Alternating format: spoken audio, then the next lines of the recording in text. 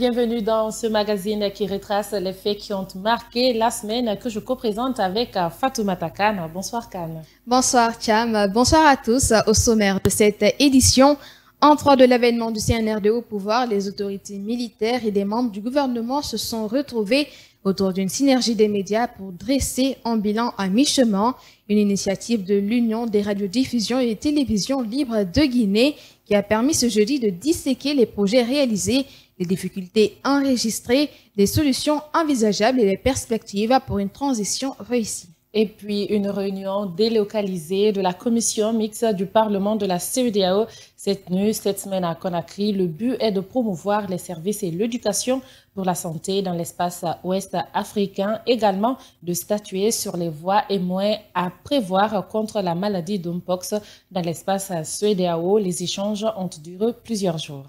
La rentrée des classes en Guinée est fixée au 25 septembre 2024 et cela suscite déjà des revendications au sein du SLEG dirigé par Aboubakar Souma. Le syndicat libre des enseignants et chercheurs de Guinée a réactualisé sa plateforme revendicative de novembre 2023 qui exige entre autres la prise en charge de tous les enseignants contractuels en situation de classe. Les détails à suivre, c'est tout pour le sommaire. Bonsoir encore. Le CNRD a célébré ce jeudi l'an 3 de son accession au pouvoir. C'était le 5 septembre 2021. Une synergie a été organisée à cet effet pour parler du bilan de ces 3 dernières années de gouvernance avec le général Mamadi Doumbouya. L'initiative de l'Union des radios et télévisions libres de Guinée, URTELGI, en partenariat avec les autorités de la transition. On se baille le balde.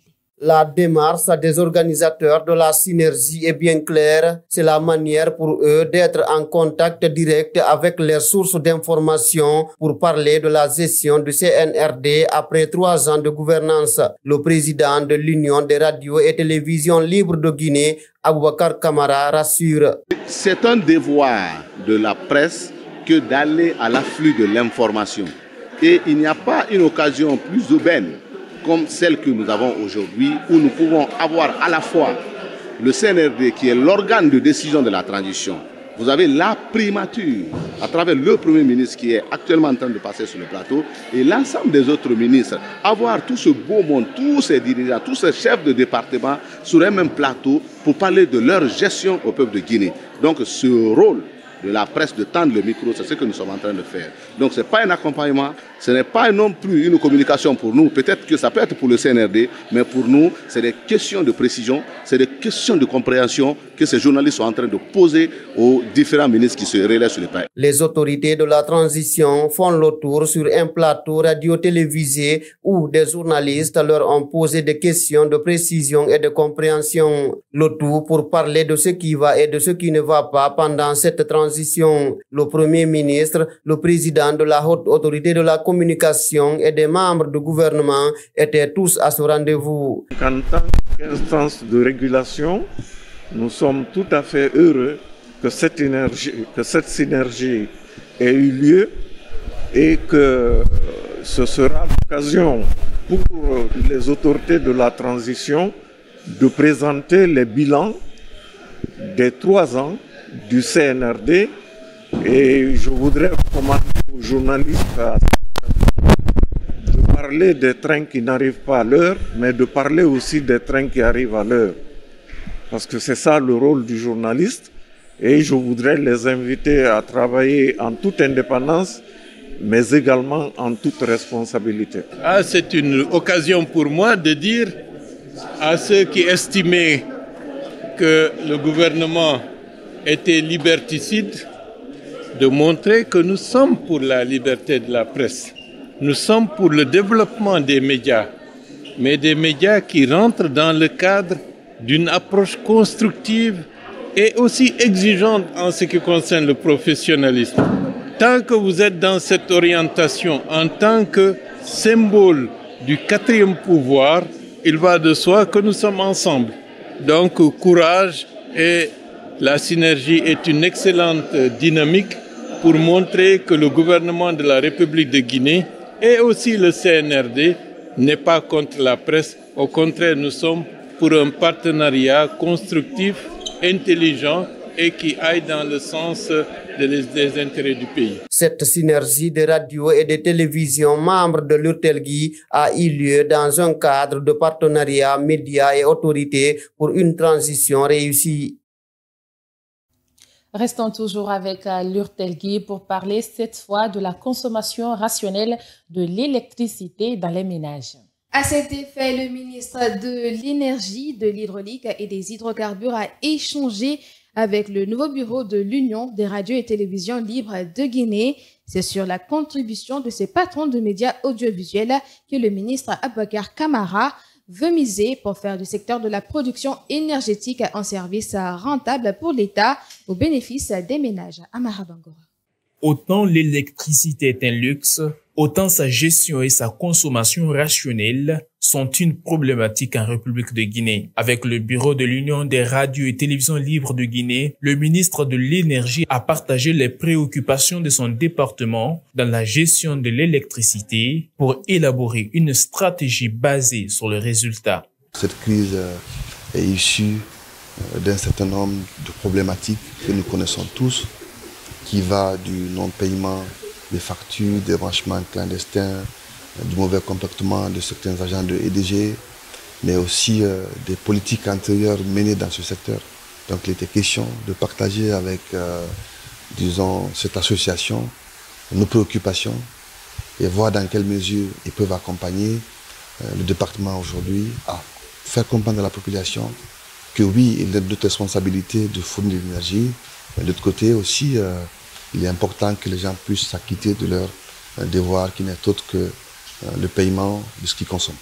L'approche, les patrons de médias l'apprécient. Pour la moralisation de la gestion et la consommation de cette denrée, l'URTELGUI compte jouer sa partition, comme le souligne son président. Nous apprécions et nous prenons cette invitation à sa juste valeur et nous pensons que nous allons commencer à travailler sur des stratégies, mais aussi des stratagèmes, à travers lesquels justement on peut faire passer la bonne communication, une communication vérifiée et vérifiable. Cette rencontre sera élargie à plusieurs autres structures. Dans les jours prochains, c'est l'électricité de Guinée qui va accueillir le département pour définir des stratégies à l'effet de rendre la production plus rentable. Comme annoncé en titre dans le cadre de la promotion des services et l'éducation pour la santé dans l'espace ouest africain, une rencontre s'est tenue à Conakry. Il s'agit de la réunion délocalisée de la commission mixte santé, éducation, sciences et culture, télécommunications et technologies de l'information, industrie et secteur privé du Parlement de la CEDEAO. La rencontre permettra de statuer sur les voies et moyens à prévenir contre la maladie de Mpox dans l'espace CEDEAO. On se veille le Baldé. Après sa réintégration au sein de l'instance sous-régionale, la Guinée abrite la réunion délocalisée de la commission mixte santé et éducation du Parlement de la CEDEAO. La rencontre se tient à Conakry avec la participation des pays membres, faire la promotion de la santé, de l'éducation, des sciences et la culture, entre autres, est le thème à débattre pour la circonstance. Cette rencontre est initiée au moment où la maladie Mpox fait son apparition dans certains pays de la sous-région. Cette rencontre permettra donc, par ses contributions, ses observations et ses recommandations, de sensibiliser les députés sur les services de l'éducation pour la santé en vue de les outiller pour contribuer de manière significative à la promotion des politiques de santé dans les États membres de la CEDEAO qui font continuellement face à des défis de ressources limitées, d'infrastructures, de santé insuffisantes et de disparités sanitaires, de gestion des épidémies, de coordination entre pays et de formation des professionnels de la santé. Mettre en application les politiques de la santé en faveur des populations des pays membres de la CEDEAO, il faudra donc trouver les voies et moyens à cet effet pour arriver à bon port. Telle est la vision de cette rencontre dans la capitale guinéenne. Eh bien, ce jour est une manifestation du génie de la communauté ouest-africaine, la CEDEAO, un moment d'auto-congratulation, car nous avons le droit et le plaisir de constater la maturité croissante de notre organisation commune qu'est la CEDEAO. L'urgence devient plus grande en ce moment même où la Guinée vient d'enregistrer le premier cas confirmé de la maladie Mpox. Le Premier ministre, chef de gouvernement Amadou Ouriba, l'a annoncé à l'occasion de cette rencontre. Restons dans le cadre de la santé. La malnutrition en Guinée, une réalité dans la société et les populations en souffrent énormément. Cela nécessite une riposte pour permettre aux plus démunis l'accès aux nourritures appropriées. Selon les résultats de l'enquête démographique et santé de 2018, en Guinée, 30% des enfants de moins de 5 ans souffrent de malnutrition chronique.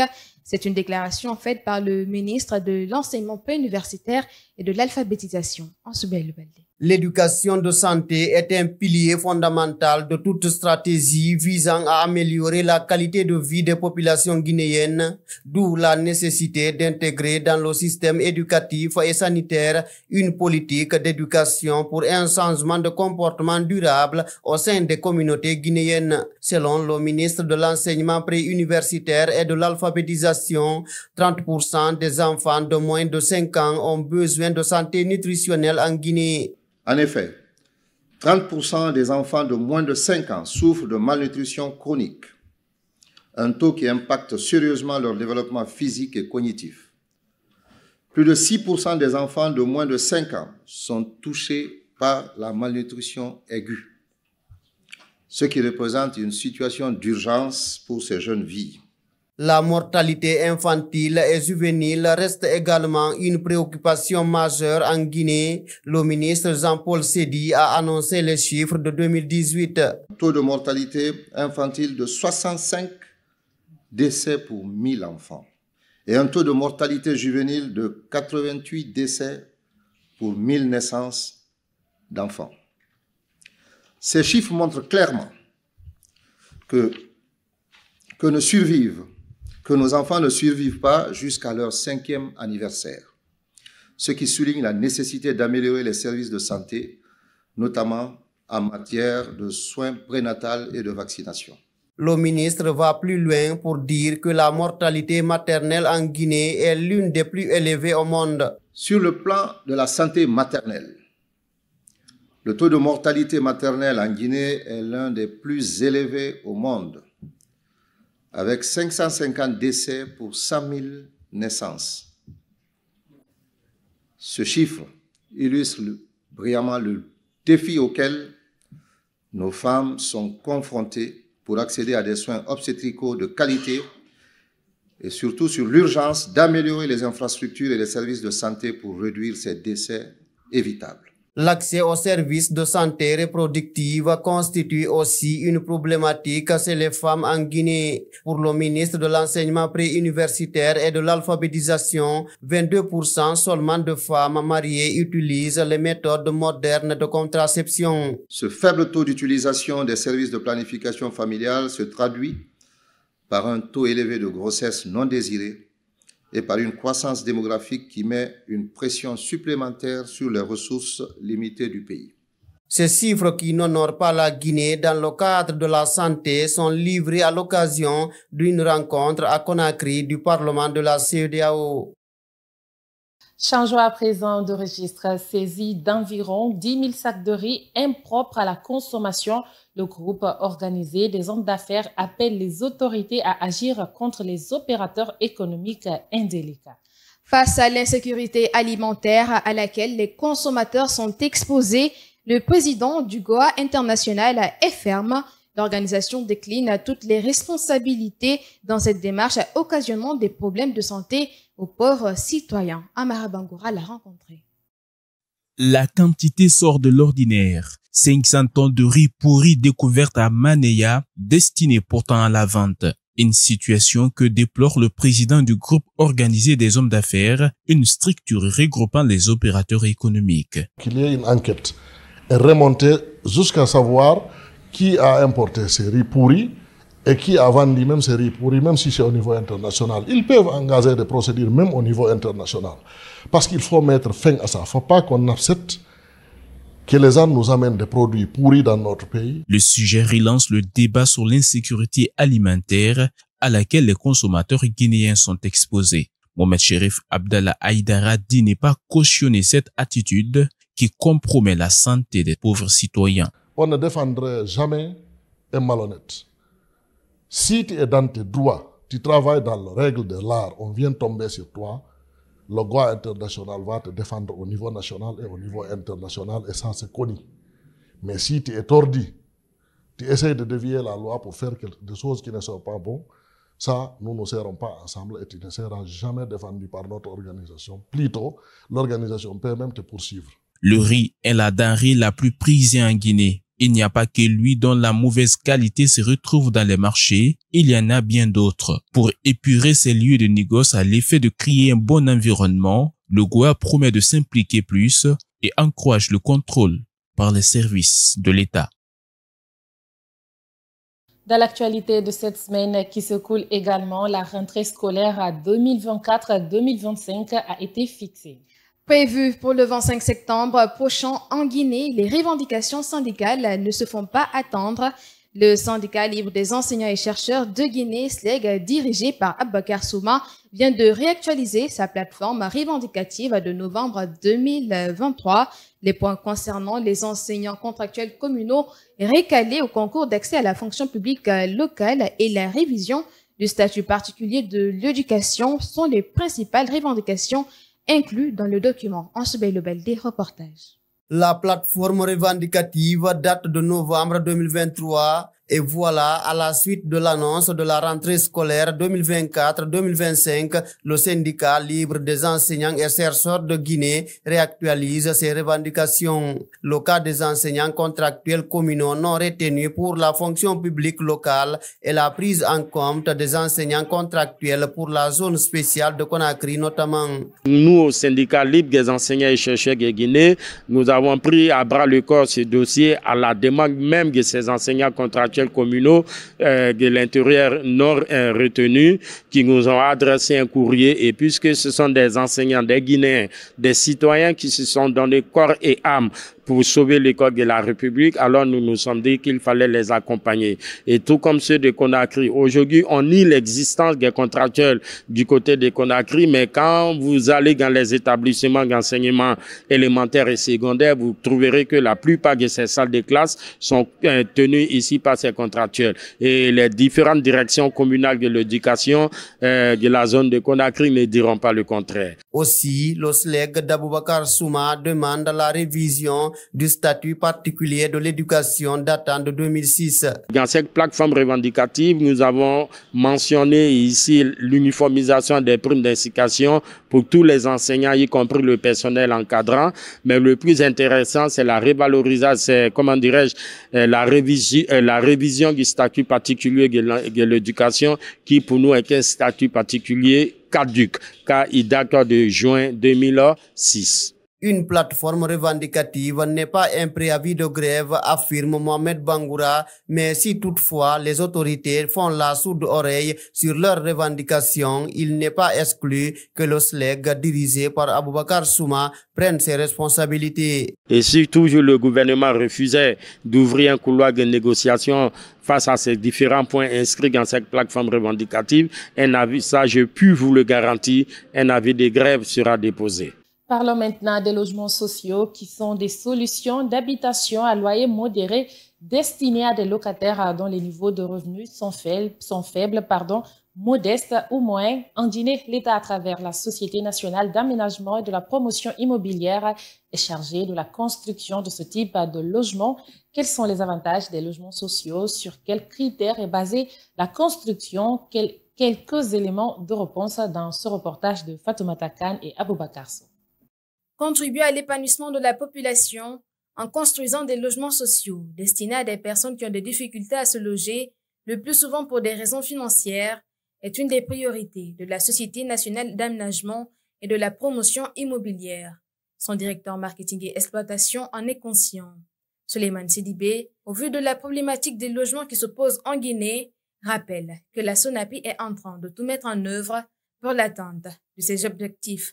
Il est important pour nous aujourd'hui en tant qu'État de proposer des solutions qui peuvent vraiment s'adapter en fait à la situation économique de ces gens-là. C'est pourquoi en fait on dit logements sociaux. C'est pas seulement des logements qu'on construit pour les vendre, pour avoir vraiment de l'argent, ou c'est pas un but pour se faire beaucoup d'argent, mais c'est justement c'est pour en fait apporter la solution à cette population. On dirait pas défavorisée, mais en tout cas toutes les couches sociales pour qu'ils puissent avoir un habitat au moins sain. Des logements sociaux, mais à quelles conditions? Souleymane Sidibé lève l'équivoque. Il rappelle que le bail d'un logement social est établi à durée indéterminée, permettant à ses occupants de bénéficier d'un droit de maintien dans le logement, cela en fonction de leurs moyens. Parce que si tu restes logé et que tu payes 500 000, 500 000, 500 000, peut-être pendant 20 ans ou 30 ans, le logement ne sera jamais à toi. Alors que si nous, on te donne la facilité de payer 500 000 chaque mois, le même montant que tu payes dans ton logement, on te donne la facilité de payer le même montant quand tu es chez nous et que par la suite, le logement te revient. Donc, on fait vraiment des produits sur mesure qui dépendent de la situation financière de tout un chacun parce qu'on veut être inclusif. La SONAPI ayant des réserves foncières un peu partout dans le pays, il invite tout de même les citoyens à la vigilance dans l'achat des parcelles. Aujourd'hui, il y a certaines personnes qui quand même profitent vendre des terrains, sectionner des terrains, vendre aux gens sans que nous on ne soit au courant. Et puis par la suite, quand nous on vient, parce que c'est des zones non ouvertes à l'urbanisme, c'est des zones tu vas voir qui sont pas ouvertes à l'urbanisme comme vers Kassonia, où les gens, certains sont allés aménager, vendre aux gens, ça devient au final, c'est-à-dire les gens achètent, ils perdent leur argent parce que quand le jour où nous on vient pour commencer à faire l'aménagement, on va ni les dédommager, on pourra rien faire pour eux parce que c'est pas quelque chose qu'ils ont acheté avec nous. De nos jours, plusieurs logements sociaux ont été réalisés par la SONAPI, une démarche qui vise à offrir un cadre de vie sain à tous les Guinéens. Place au sport. Mauvaise entrée en lice pour la Guinée au compte de la première journée des éliminatoires de la CAN Maroc 2025. Le Guinée-Bissau s'est incliné face à la République démocratique du Congo sur le score d'1-0. Un match à test pour le sélectionneur Charles Paquillet après le limogeage de Kaba Diawara.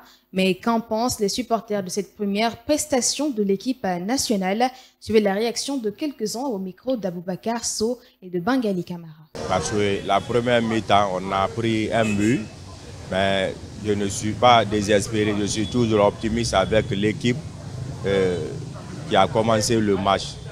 Seulement, le classement serait été moi. Il a mis un classement 4-3-3, ça aurait été moi. Il allait renforcer le milieu parce que c'est une équipe qu'on n'a jamais battue. Donc vraiment, il n'a qu'à revoir le classement. On a des nouvelles figures qui sont venues, telles que Madi, c'est un ancien joueur, mais il est de retour. Donc avec lui, l'espoir est toujours permis. Le classement, moi j'ai vu le classement, ça ne m'a pas convaincu. Deux fois, Adjobou, lui, il était à son coin.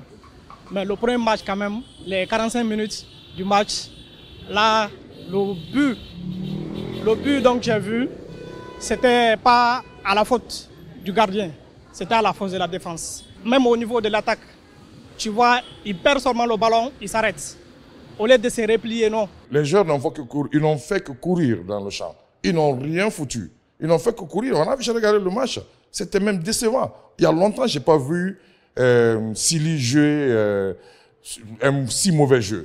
Il y a très longtemps, on avait perdu ça. On avait perdu cette habitude-là. Ils ont remplacé Kaba par 4 entraîneurs. 4 personnes, ils n'ont pas pu donner mieux que lui-même comme lui. C'est dommage. Moi, je dirais, je suis pas pessimiste, mais je crois que l'équipe-là n'ira nulle part. Football toujours, le futur Ballon d'Or sera très bientôt connu. Les 30 nominés pour la distinction individuelle viennent d'être dévoilés. Il y a bien évidemment Vinicius Junior, Jude Bellingham ou encore Kylian Mbappé. Le seul Africain pesant sur la liste est le Nigérian Ademola Lookman. Mais à la surprise générale, elle note l'absence du Guinéen Serhou Guirassy. Mamadou Tanoba. Sans grande surprise, la liste des nominés pour le Ballon d'Or 2024 comporte 30 joueurs. On y retrouve de nombreux joueurs du Real Madrid avec Vinicius Junior, Jude Bellingham, Kylian Mbappé ou encore le récemment retraité Toni Kroos. À cela s'ajoute entre autres Erling Haaland et la pépite du FC Barcelone, Lamine Yamal, qui figure dans cette liste. Selon des observateurs, l'attaquant brésilien du Real Madrid, Vinicius Junior, serait le grand favori à la victoire finale. Cette distinction vient couronner le meilleur joueur d'une saison sportive et plus d'une année civile. Le Ballon d'Or, qui récompense le meilleur joueur de la saison 2023-2024, connaîtra son vainqueur le 28 octobre prochain au cours d'une cérémonie au théâtre du Châtelet. Le vainqueur du prestigieux trophée succédera à Lionel Messi. Le seul Africain présent sur la liste est le Nigérian Ademola Lookman. On note l'absence du Guinéen Serhou Guirassy. Pour la première fois depuis 2023, en revanche, ni Cristiano Ronaldo ni Lionel Messi ne figurent dans le classement final. Et voilà, c'est la fin de ce magazine. Merci à tous de l'avoir suivi. Merci Fatoumata Kane. Merci à vous. Au revoir, à la semaine prochaine.